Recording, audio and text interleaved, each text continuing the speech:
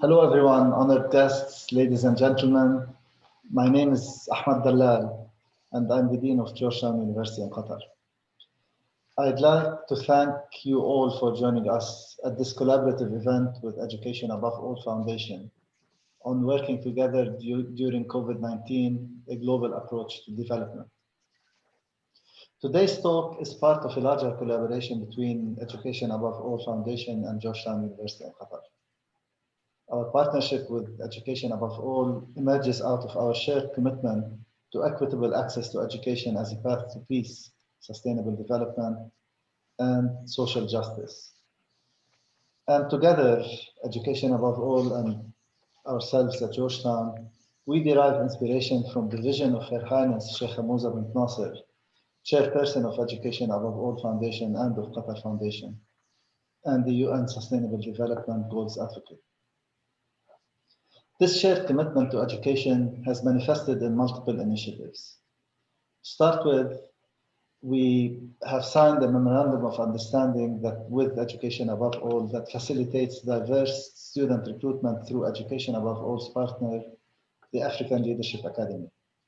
The African Leadership Academy is an institution that trains future leaders of Africa and connects them with opportunities to facilitate their development, including, of course, access to higher education. The result of this collaboration was the provision of access to high quality education for the qualified graduates of the Academy and for us here in Qatar, our most diverse entering class yet, with more students from Africa than ever before. And hopefully we will be doing even more in the years to come. The second way this partnership has manifested is in the classroom and beyond the classroom. Our partnership with Education Above All has resulted in a collaboratively developed credit-bearing course on education in conflict, taught this fall by Dr. Ann Niebel and co-delivered with colleagues from Education Above All. A third way through which this collaboration has manifested is that our students regularly participate in internships with the foundation, and many of our students have been Education Above All youth ambassadors representing the foundation at public events both in Qatar and beyond, while gaining real-world experience through these internships. And last but not least, as an extension of these activities, we have developed the Education Above All Georgetown University Qatar lecture series as part of our greater work to provide a platform for community engagement and dialogue. The key issue we will examine today is the current state of global and local development. The pandemic has forced us to see our future with new eyes and examine our assumptions about global issues such as human mobility, economic development, and distribution of resources. We look forward to learning the perspectives of a key leader from the Gates Foundation, Mr. Cerrell, the Managing Director of the Foundation's Global Policy and Advocacy, to hear how the development landscape is changing and what it will take to close the gaps we are aware of, and to anticipate those that we will soon be facing. But before I ask the moderator to introduce our guest speaker, I would like to register a special word of thanks to Mr. Fahad Sulaiti, CEO of Education Above All Foundation, who has been a driving force behind this partnership, and to the whole Education Above All team for their commitment and inspiring work. And it truly is inspiring. And of course, on our side at Georgetown University in Qatar, I would like to thank Dr. Ann Niebel for coordinating the work with our partners at Education Above All.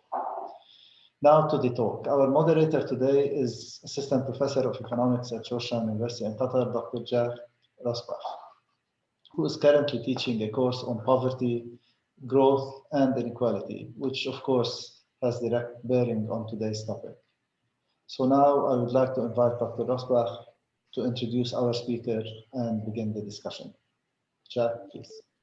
Hi, Dean Dalal. Thank you for introducing the talk and topic. And so it's my pleasure to introduce Mr. Joe Cerrell, who is the Managing Director of Global Policy and Advocacy at the Bill and Melinda Gates Foundation. He is joining us from London, I believe. So we're very grateful to have him. A little bit easier to have him join us from London, in fact. So one of the few benefits from the current situation we're in with the global pandemic. we're going to talk about, perhaps some other benefits, but definitely the challenges from the pandemic. And so in Joe's role, he oversees the Bill and Melinda Gates Foundation's relationships with donor governments in North America, Europe, Asia Pacific, and the Middle East, and seeks to expand the foundation's partnerships with these governments and also cooperations, foundations, and non-governmental organizations to support increased global engagement and progress on global health and agriculture. And he has joined the foundation in 2001 and held a number of positions, including Director for Europe and Middle East and the Director of Global Health Policy and Advocacy. And prior to his time with the Gates Foundation, he served in a variety of senior roles in government and strategy consulting practices, including positions in the Clinton White House under former Vice President Al Gore and APCO worldwide. And so a very distinguished career, one that I'm sure also many of our students would be interested in learning about how it occurs, what sort of steps you took to further your career. And so that might also be something interested to hear about, not only how you in your current role have observed the challenges of the pandemic and what it means for global cooperation, but also how individuals can follow in your footsteps to make a difference themselves. So thank you so much. It's my pleasure to introduce the speaker again, Mr. Joe Cerrell. Great. Well, good afternoon. Thank you very much for that warm introduction, Jack. And it's Dr. Dalal, great to be with you. Mr. Salati, thank you for having me as well. Education is an important topic for us, and you're doing incredibly important work. I always do love speaking with students because it's a good opportunity to hear what's on people's minds and what's of interest, and certainly always happy to share whatever insights I can on some of the steps that I took earlier in my career and what led me to be working with an organization like the Gates Foundation, an organization that I think is contributing, especially now at a time of real crisis. So happy to get into that.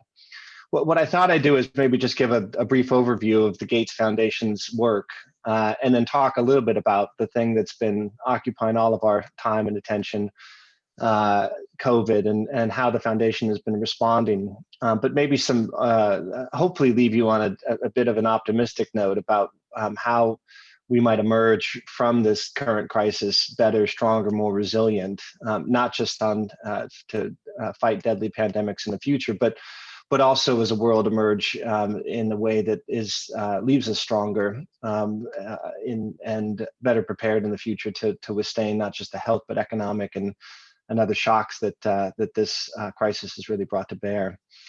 And I'm sorry I can't be with you. I always enjoy my time in Doha. I was last there in December at the Doha Forum, talking about a different subject on agriculture, but it's always a real treat for me to be able to travel to the region and be able to work and see some of our partners more closely. We have a long and great partnership with Qatar on a number of different levels, and so it's a shame not to be able to be with you in person, but we'll make do on the virtual side.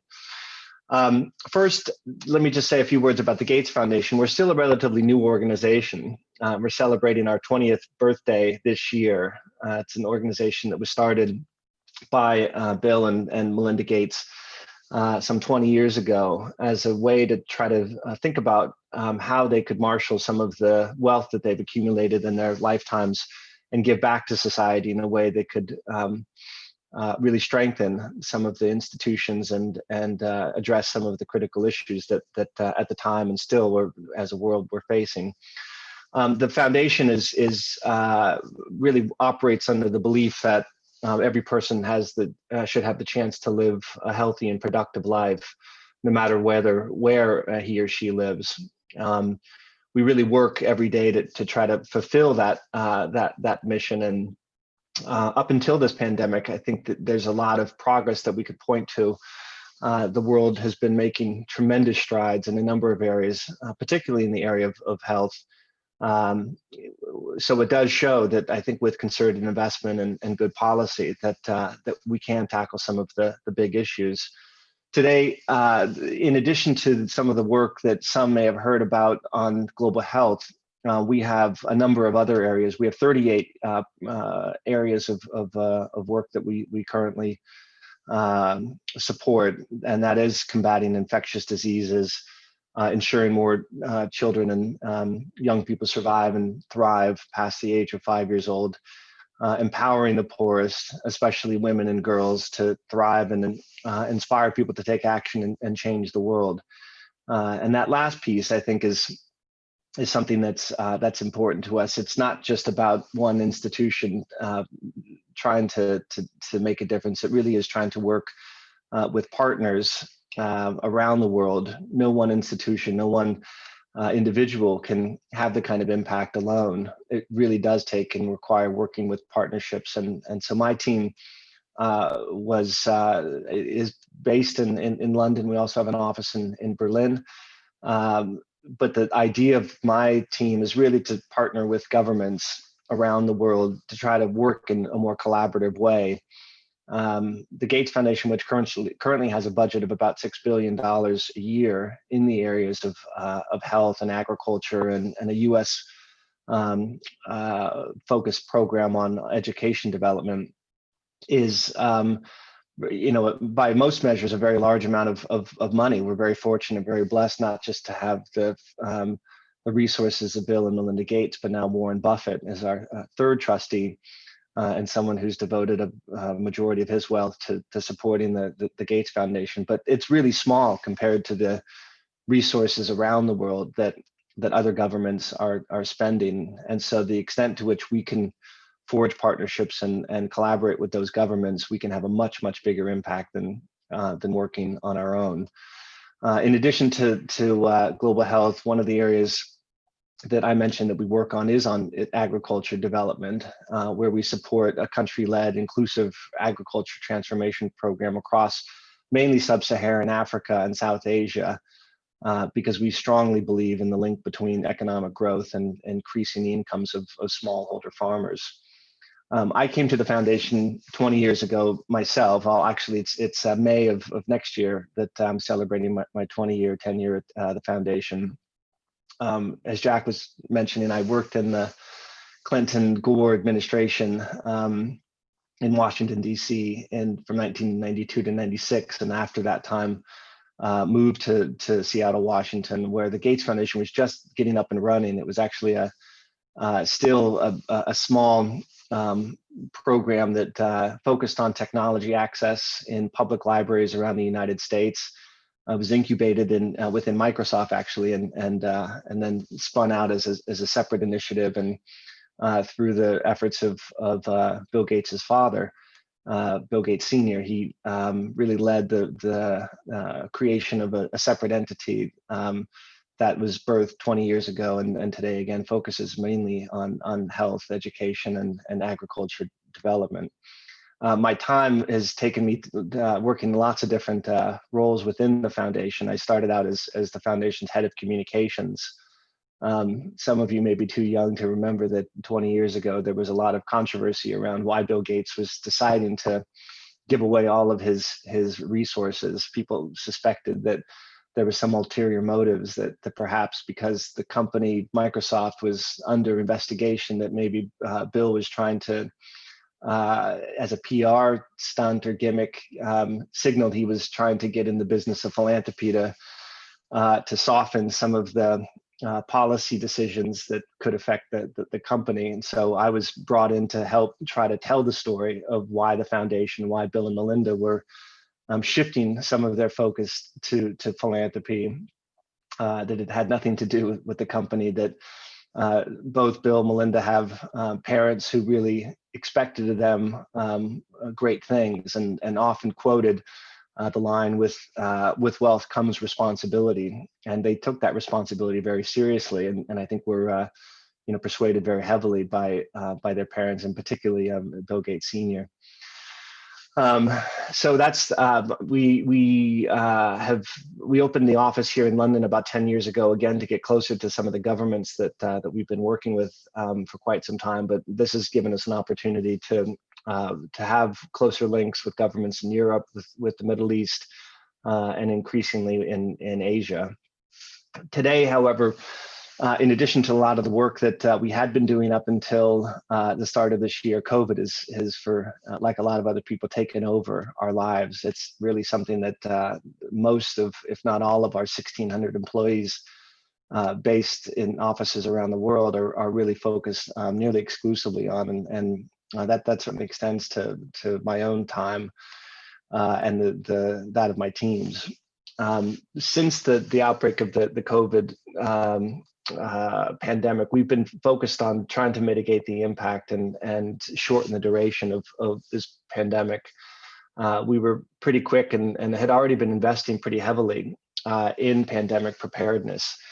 We invested in an organization called CEPI, which is designed to try to create vaccines, early stage vaccines for diseases that haven't yet become epidemic or pandemic threats to the world, but we know are out there.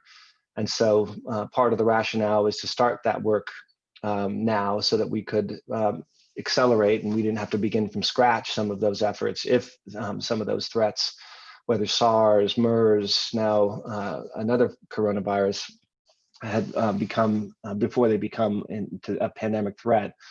So that's one effort that is now paid off, as CEPI has really been an important part of trying to accelerate the development of potential COVID vaccines. We also funded a number of additional efforts focused on better tests and better therapeutics or drugs. We started something called the Therapeutics Accelerator, along with the company MasterCard and a foundation here, the Wellcome Trust in the UK, which was trying to speed the development of promising new drugs that we could, in addition to vaccines, also develop as part of the arsenal to defeat COVID. And we continue, as I mentioned, to really focus on better tests, rapid tests that could be used by public health authorities to better detect where we have outbreaks and try to contain those in a quick way. We also advocated very early on for a global response to this pandemic, and we were supportive in the early days of something called the Access to COVID Tools Accelerator, or the ACT-A, which is really an unprecedented effort to try to bring together the big global health organizations to work in a more cooperative manner and make sure that once some of these promising tools were developed, we had a strategy and the funding necessary to make sure that they were available more equitably around the world. And it's really been this ACT-A that's driven a lot of the attention and helped to try to provide a bit more coordination on making sure that our efforts are more global in nature. I think the other thing that we are working on are institutions like the World Health Organization, which has developed something called an access framework that better describes how, once some of these tools are available, we can make sure that those who need them more quickly get those tools. So, they publish guidelines that hopefully will be adhered to in terms of how and who should get some of these life-saving tools first, and how we make sure that it's not just some countries that benefit, but more globally, we have a strategy to make sure that we end the pandemic as quickly as possible. In terms of what we're also starting to now think about as a more three-phased approach. We've now, since March, been focused on the immediate response, making sure, and it's very promising to see a lot of the energy that's gone into vaccine development. More than 100 some candidates, 4 now in phase 3 trials, and the promise, which is looking pretty good, that we'll have a vaccine in the next few months, hopefully several. That we can start, but I think it's now also worthwhile looking at what are the other phases of this kind of build back better approach that we ought to be considering, and we think of those in terms of end, rebuild, and prepare. the end phase is really just doing everything we can to make sure that we defeat COVID as quickly as possible. And I think that does start with a vaccine. One of the efforts that we've been focused on as part of that Act A support is something called the COVAX facility. This is an effort that was started through an organization called Gavi. So I'm maybe giving you a lot of these alphabet soup types of acronyms, but Gavi is an organization that Qatar, that the Gates Foundation, many other countries support. And they've started this COVAX facility to try to make sure that in addition to countries, the US, the UK, who are understandably entering into agreements with companies to make sure that their domestic populations are provided for in terms of vaccine coverage. The COVAX facility is basically trying to make sure that other poorer countries are also represented, and to make sure that there's capacity reserved for some of those countries when we do get a vaccine. And so that's, for us, one of the key parts of this end strategy or end phase, is making sure that this COVAX facility is successful, that it's well funded, and that we do have a more equitable distribution of vaccine when it becomes available. We know and have also been funding a number of policy efforts to try to make the case for why a global access plan and implementation is so important. The IMF recently came out with a report that talked about $9 trillion that could be saved by 2025 if we have a more equitable way of distributing vaccines.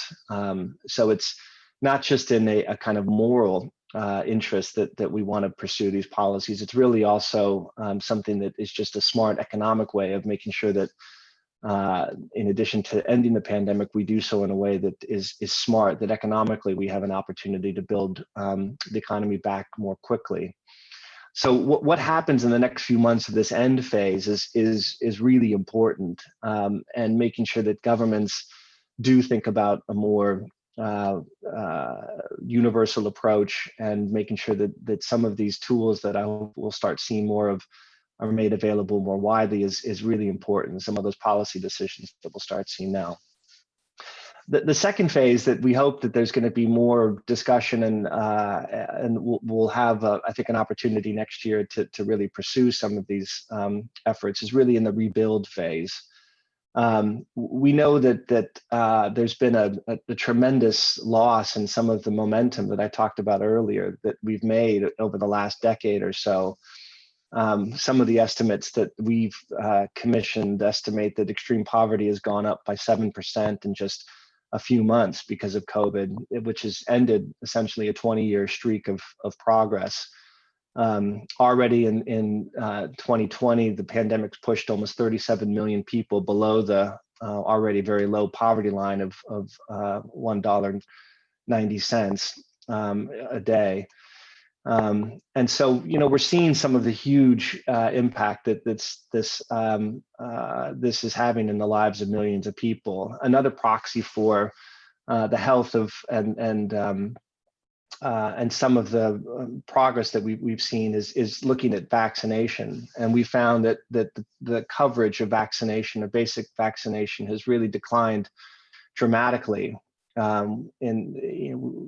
We're seeing that basically 25 years of progress has been eroded in 25 weeks, if you measure by the number of kids that are getting vaccinated today compared to last year.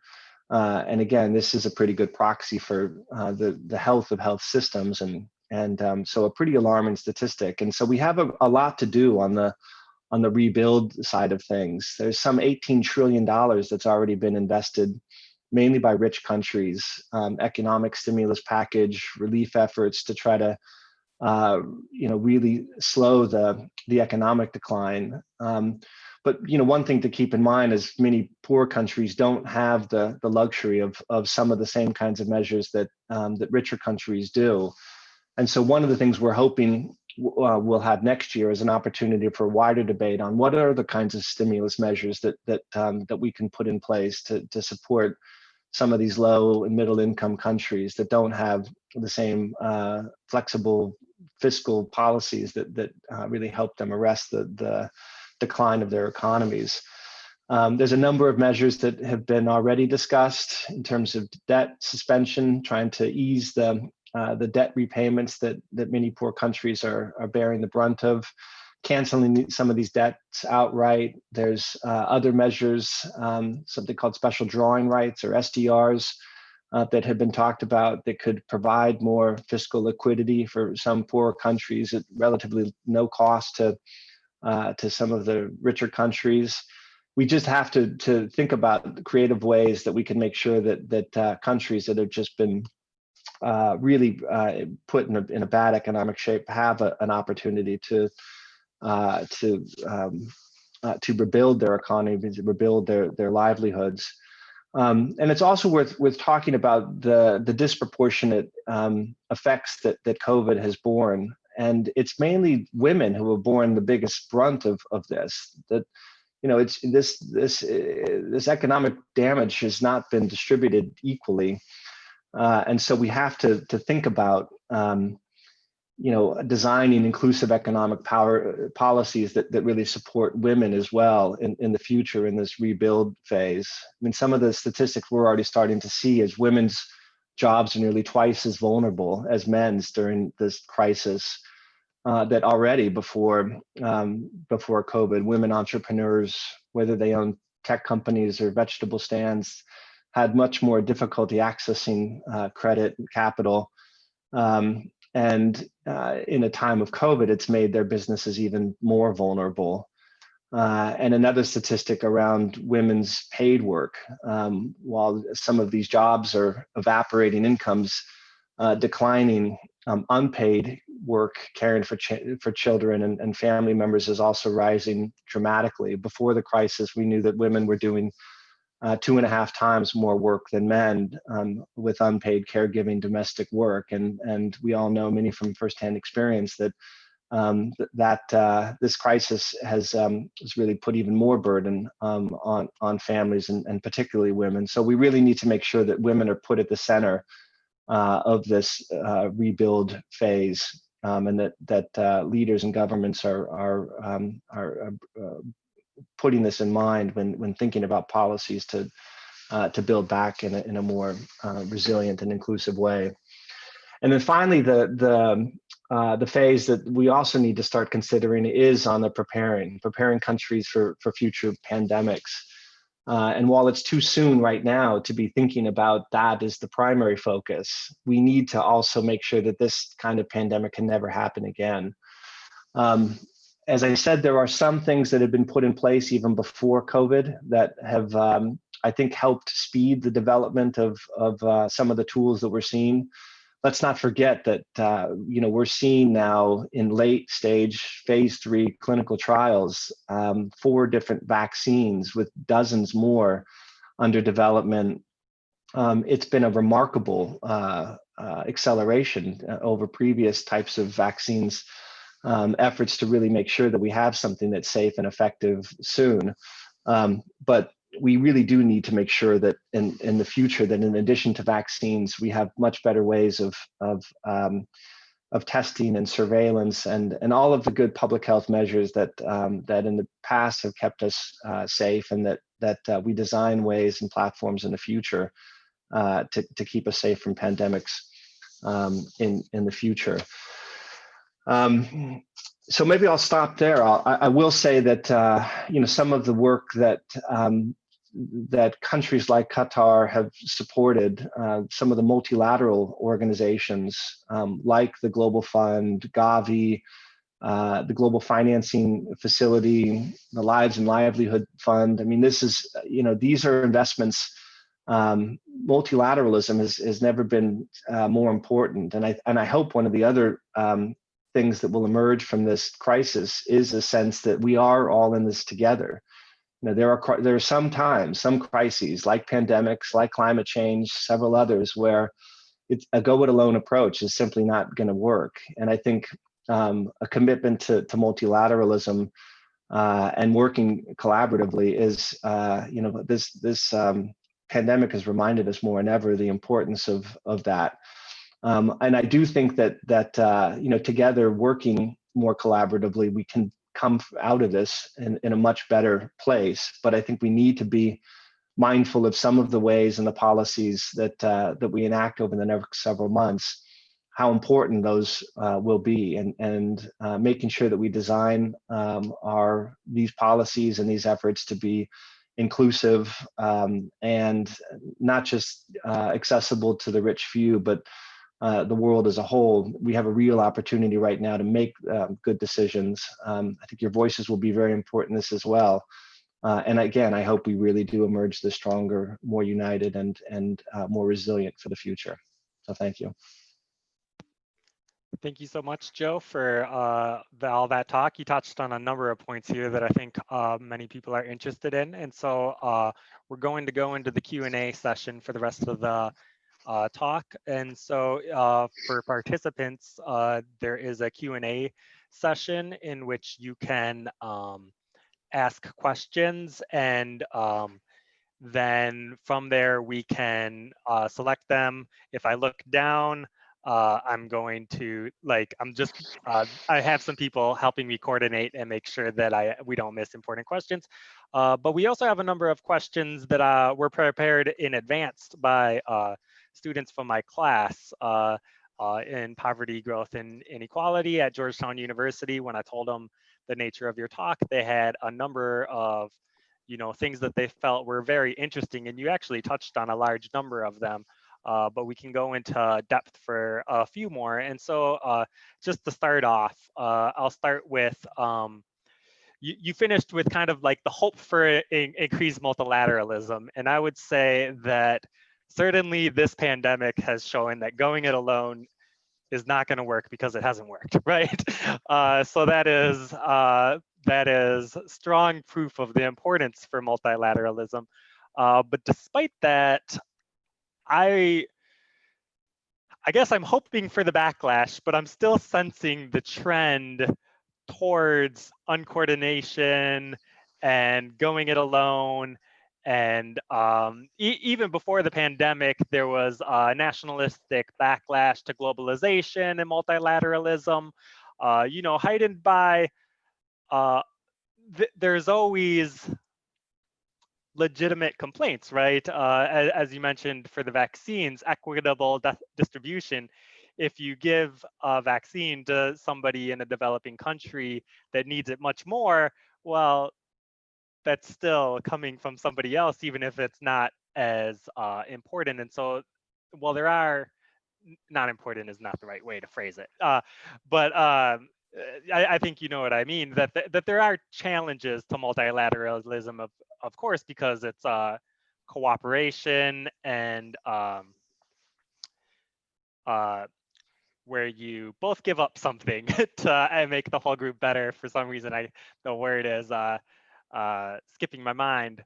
But have you noticed a switch in the trend towards multilateralism, or just more individuals realizing that what's happening right now is not working and kind of hoping for the wind to change in the future?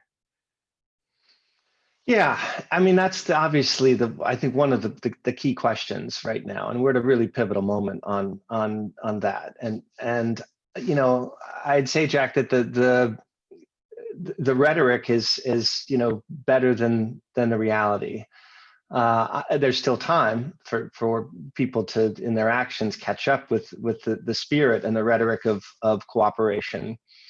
I will say people do need to keep in mind, while we think of multilateralism as a government-wide approach, that we have seen a form of multilateralism with a lot of the companies and the scientific innovation that has gone on.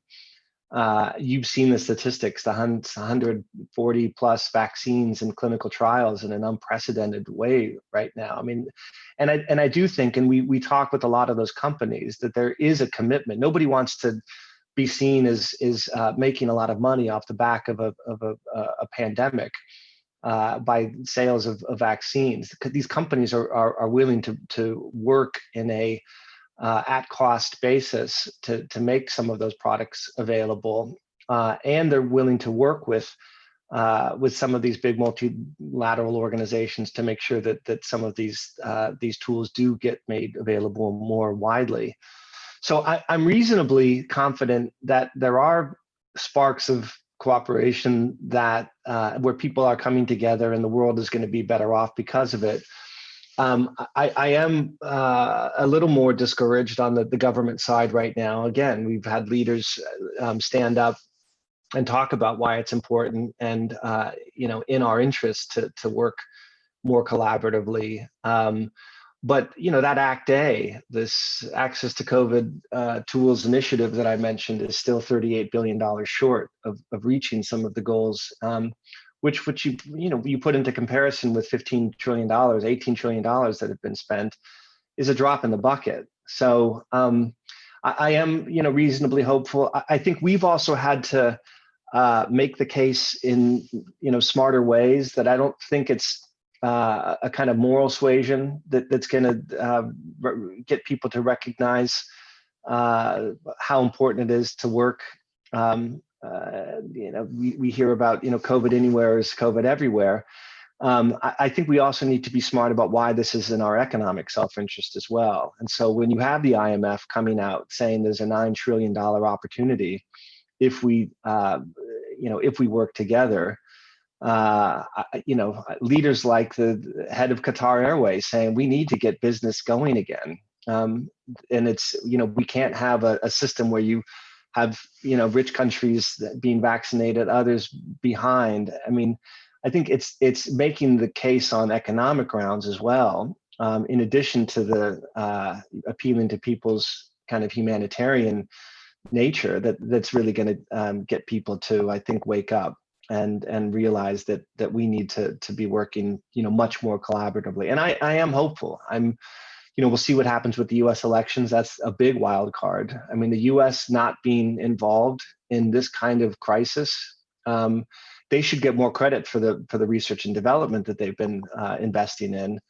But in terms of now the response of making sure that some of these tools, that there's a plan, it's been a real absence in the kind of leadership that the U.S. usually shows on this issue. And so we'll see what happens in 2 weeks from today on that. And maybe we'll see a more active U.S. administration and others like China push to being more part of a global response. This one certainly requires it. Fantastic. And actually, we received a question from an anonymous attendee, is how it shows up, so I can't give credit to the person. But it does kind of relate to the point. And so one aspect of the vaccine trials is it does seem like there is some sort of individualism again within countries in terms of, or a geopolitical aspect to developing vaccines. For example, in Russia, in China, in the US, in the Western world, there's sort of pride to being first, which is good, obviously, in some sense, because you want people to rush and compete. But I guess one of the questions too is, do you think that it's fair to characterize the developments that you've seen as somebody with a little bit more insight? Because clearly, the Oxford vaccine is being tested in the US, in, I believe, Brazil and other countries. A lot of vaccines are being tested and coordinated around the world. Countries have contracts with, companies have contracts with multiple countries. But have the countries individually been doing much coordination there? And what do we think that means for the rest of vaccine development, kind of deciding on what is the best one or the most safest, right? And for its distribution? Yeah, well, a couple things in that question. I mean, certainly the race to be first has been a kind of centuries, if not millennia old type of desire.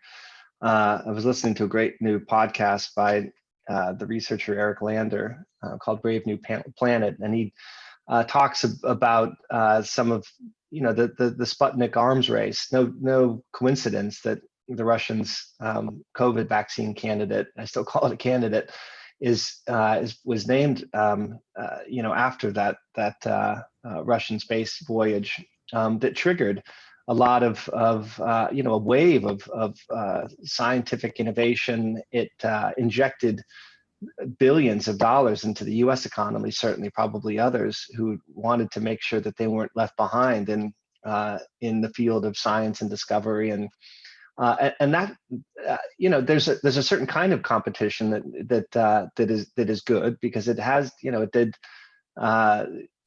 inspire the Americans to land on the moon just a decade or so after. I think where we're starting to see worrying signs is what you alluded to in the safety and efficacy studies that we still need to make sure we have a kind of normative function that regulatory agencies have played, and that we've all benefited from, in terms of other diseases that have been eliminated because of the availability of safe and effective vaccines, or other measures. We're at a real crisis right now. Certainly where I'm sitting in my home country in the U.S., of people really starting to wonder about whether they can believe the scientists and whether they can believe what's going on. And in addition to the pandemic, we have a pandemic of misinformation. So what happens too, I didn't touch on this as much, but we really need to get this one right and make sure that we put we trust the process, that we trust our scientists, and people, I think, will have themselves a responsibility to look to credible sources of information, and make the determination based on that, and not what people are reading as the latest hoax or theory on the internet. We really do need to in some cases restore, but remind people that we do have a very robust and important set of normative standards that go into drug and vaccine discovery, and we need to let that process play out. And so when a vaccine comes, people can take it and give it to their kids with the confidence, knowing it's gone through those rigorous protocols and is safe and effective.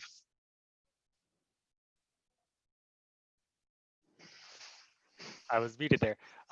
Thank you so much. That sounds, I think especially that when you touched on that we need to get this right, especially when countering conspiracy theories and misinformation. And I think this definitely is if you're going to be vaccinating a huge chunk of the world population, you want to make sure you're doing it right, just because of the importances of vaccines, besides just this one, and people's trust in science and in the vaccines.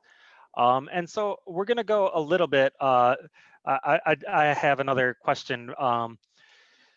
So there have been challenges with multilateralism, and along with that, many poorer countries were already in the types of situation where there's not much that individually they can do.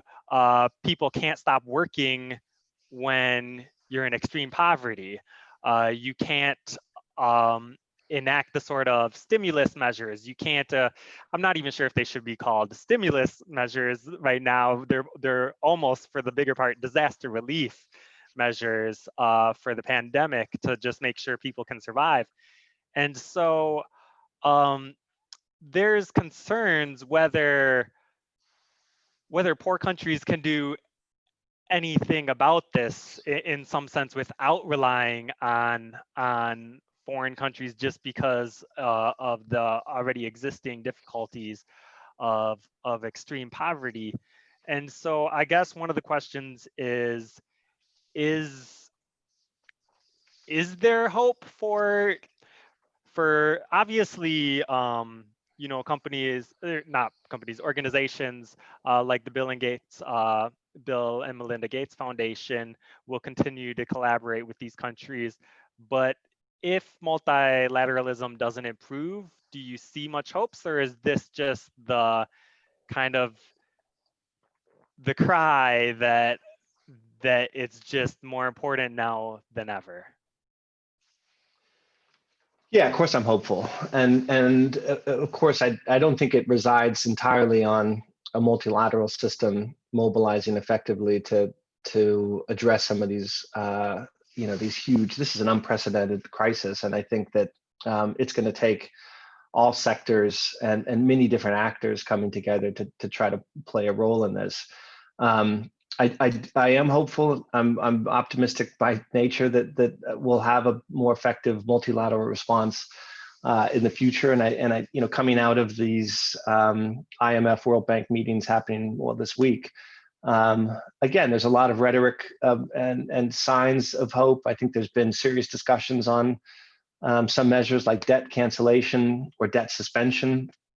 We're seeing the World Bank, which recently announced 160 billion in new economic measures for poor countries, 12 billion for vaccine procurement and delivery. These are all very important signals. It's again not enough, but that's one sign that some are stepping up. I do think, though, when I talk about other actors, we're already starting to see some remarkable efforts underway happening more at a country level. I was in a meeting recently where a prominent African businessman talked about COVID, not in terms of its health impacts, but more the economic impact. COVID's killed on the continent upwards of 40, 50,000 people, far too many. But when you compare it to something like malaria, which is 10 times that annually, the nature of this crisis has really been borne out as an economic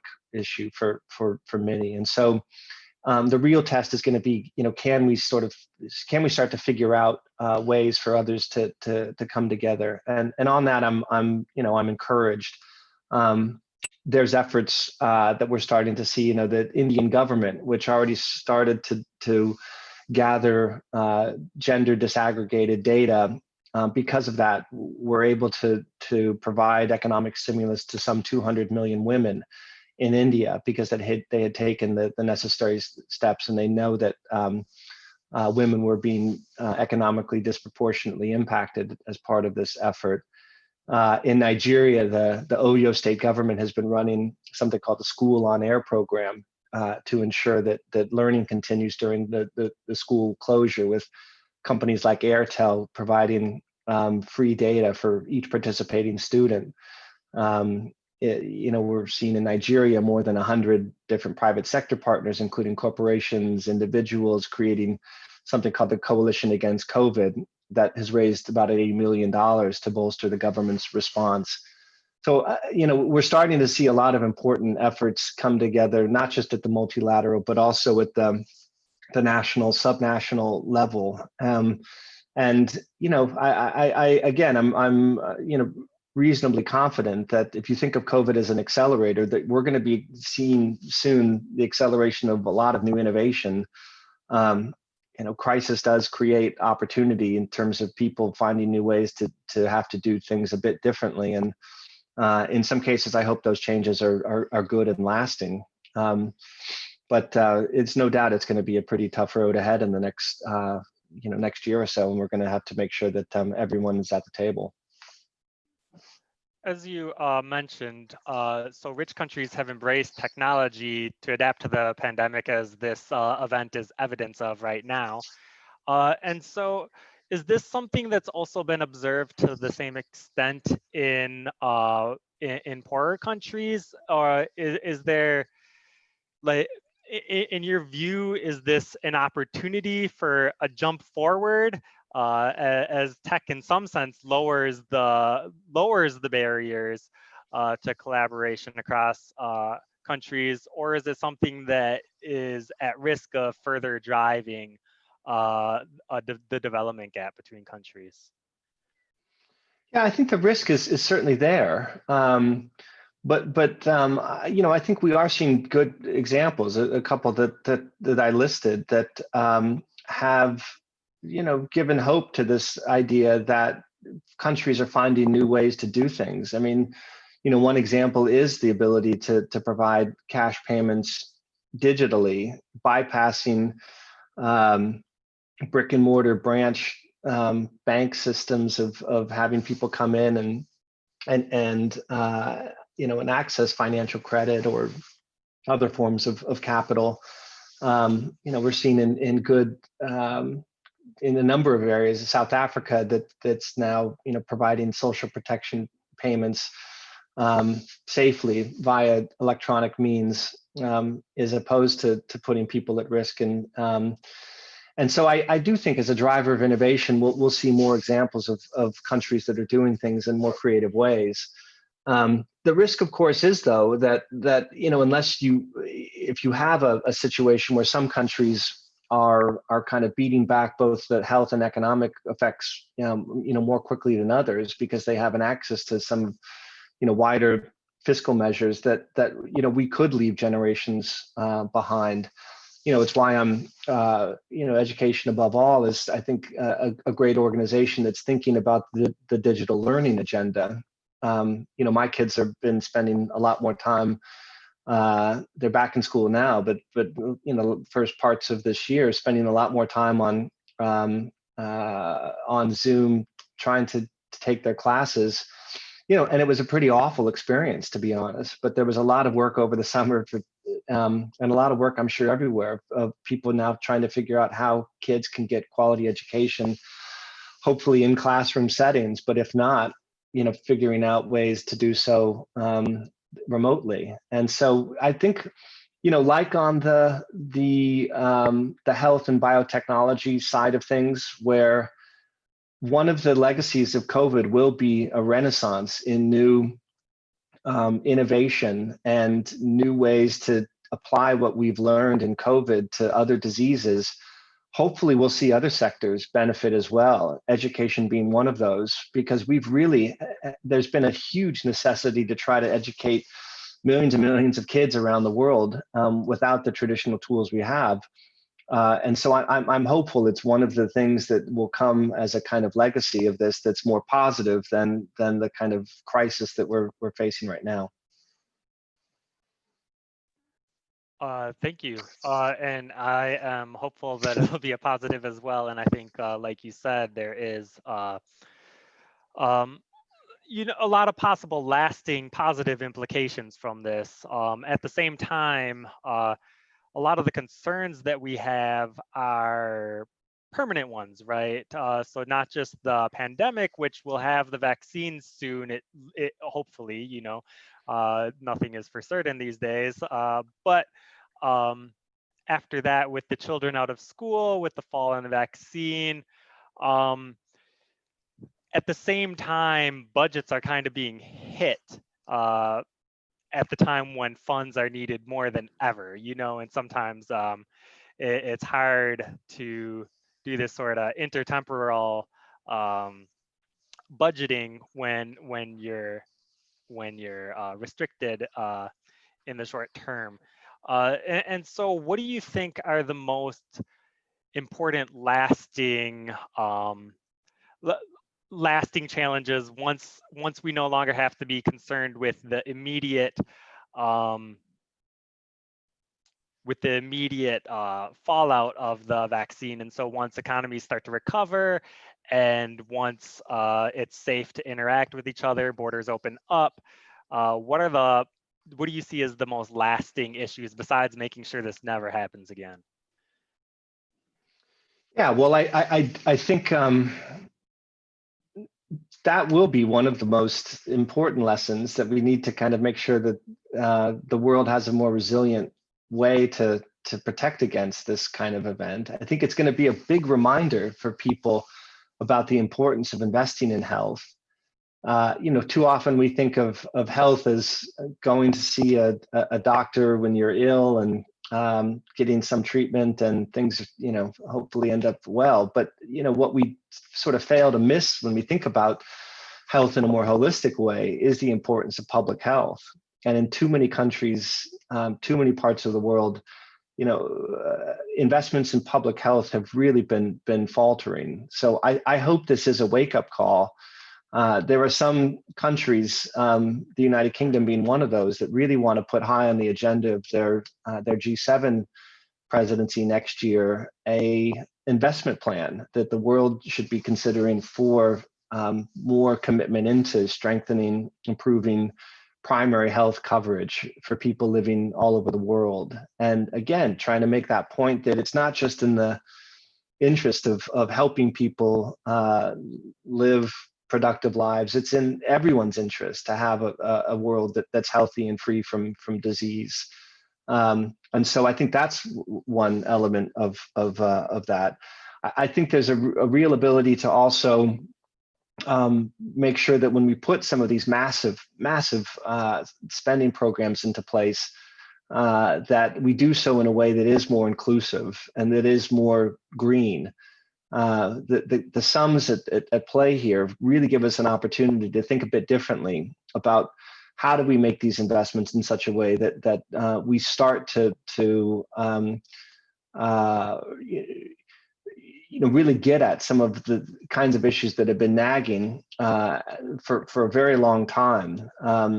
The economist Mariana Mazzucato writes in this month's Foreign Affairs about real opportunity that we have to make sure that as these stimulus investments are made, that we make them in a way that is fairer and can start to really accelerate some of the long needed changes and investments in a more green and environmentally sensitive type of approach.